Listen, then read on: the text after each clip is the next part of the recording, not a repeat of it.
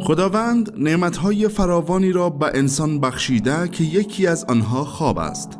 قادر متعال شب و خواب را مایه آرامش انسان قرار داده است.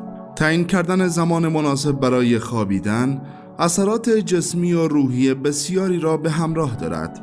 در اسلام خواب بیش از حد و خواب بین الطلوعین مضر دانسته شده و احادیثی در این باره وجود دارد. بین الطلوعین چه زمانی است؟ بین الطلوعین در واقع زمانی ما بین زمان طلوع فجر صادق، ابتدای وقت نماز صبح و طلوع آفتاب انتهای وقت آن است. یعنی به فاصله زمانی ما بین طلوع صبح و طلوع آفتاب بین الطلوعین میگویند.